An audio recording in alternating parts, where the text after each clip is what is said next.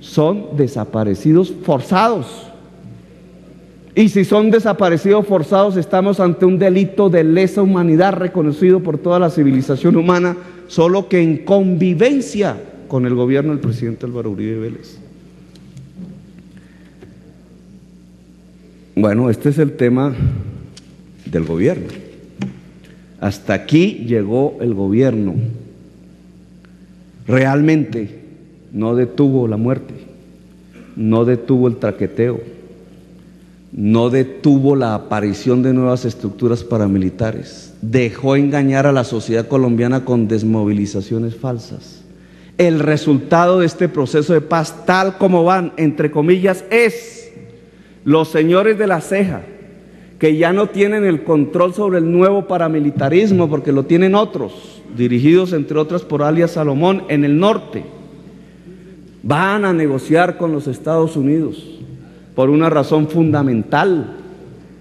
Se protegen así de la Corte Penal Internacional, que de otra manera caería sobre Colombia. 2, en pocos años pasean por Miami, porque a los norteamericanos les interesa la entrega de las rutas del narcotráfico. 3, Colombia se queda sin verdad. 4, Colombia se queda sin indemnización de las víctimas. 5, Colombia se queda con un nuevo paramilitarismo traqueteando y asesinando y controlando y destruyendo la democracia en buena parte del territorio nacional, como les mostré en la zona bananera, en el municipio llamado zona bananera, pero ese es solo un caso típico. Y finalmente el gobierno se queda con unas sendas alianzas electorales, que es el único resultado que el gobierno puede mostrar realmente de este proceso. Alianzas electorales dentro del Congreso de la República, porque los que aquí nombran del Congreso votaron por el cambio constitucional para la reelección del presidente. Sin los amigos del narcotráfico en el Congreso, el presidente de la República no hubiera podido cambiar la Constitución para permitir la reelección.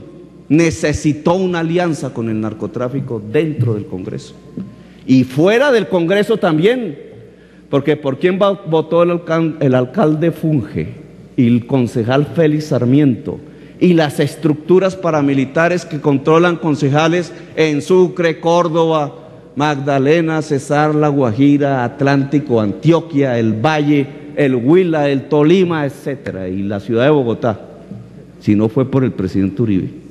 Esa es la única ventaja que hoy se puede asomar de una valoración de los hechos fácticos de este proceso. Ahora, y esta es la parte final, creo que me quedan 5 minutos, el balón pasa a la justicia.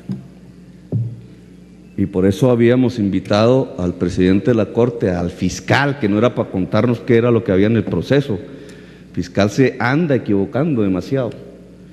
Y al señor procurador. Porque el proceso se puede salvar.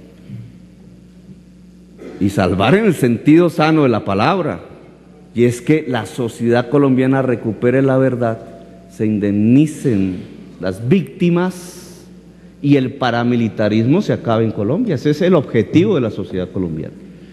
El objetivo del Polo Democrático no es enterrar hasta la muerte y en cadena perpetua a los narcotraficantes de este país. No, ni nos importa un bledo eso. Ese no es el objetivo ni de nosotros, ni creo que de la sociedad colombiana. No, el objetivo del Polo Democrático, y creo que de la sociedad colombiana, es que la verdad salga, que se entreguen las fosas, que se le entreguen los restos a las víctimas, que se indemnice a las víctimas con millones de tierras que, discúlpeme, señor Mansur, el proyecto de ley del gobierno intenta perpetuar en manos del narcotráfico paramilitar de este país. Esa es la tierra para la indemnización de las víctimas, y hoy por ley, a través de este Congreso, quieren quitar la opción de una vía campesina y granjera para el campo colombiano. Eso es lo que queremos nosotros, la verdad, la justicia y la reparación de las víctimas. El único que hoy puede salvar esa posibilidad, e incluso salvar a los paramilitares mismos de la justicia internacional, a los de las viejas estructuras, a los que están en la ceja, porque a los de las nuevas estructuras ya no los salva nadie, por la repetición que decía Luis Carlos Avellaneda, es que decidieron repetir el crimen, como algunos congresistas decidieron repetir sus interlocuciones con el narcotráfico, cuando ya se había advertido desde el proceso 8000 que ojo que eso conduce a la cárcel. Pero no, así hay gente que repite, que no toma. Y en la justicia internacional repetir es craso. El nuevo paramilitarismo, al repetir el crimen, se condena ante la Corte Penal Internacional, ya no hay opción. Pero el viejo paramilitarismo de la ceja puede tener, y ya voy a terminar, doctora, puede tener una salvación como puede tener un proceso de negociaciones con el narcotráfico, una salvación si la justicia actúa.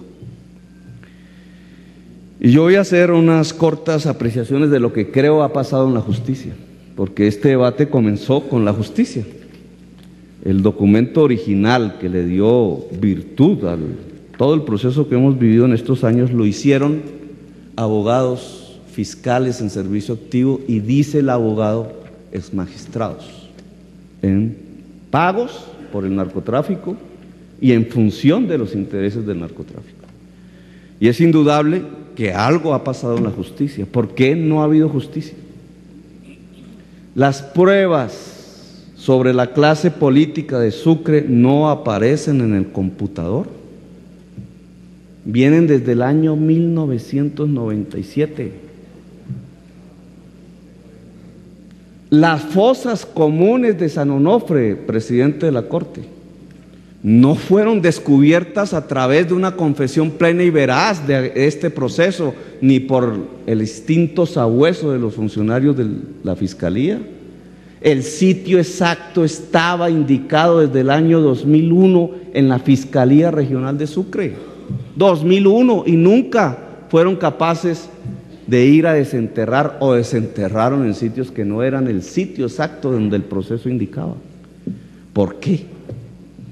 ¿Por qué si estaban las pruebas? Si a Nelson Stam ya lo señalaban en el 2001 confesar con paramilitares confesos, si el señor Ángel Villarreal ya desde el año 2001 se le había sindicado dar el primer cheque para el primer grupo paramilitar en La Mojana, si al gobernador ya se le había sindicado de asesinar al alcalde del Roble y lo había hecho la víctima, el alcalde del Roble, si el paramilitar ya había dicho, confeso, que era Arana el que había dado la orden, si un pariente de un magistrado de la Corte Suprema aparece trasladando la orden del gobernador para asesinar a un alcalde, aparecen esos procesos.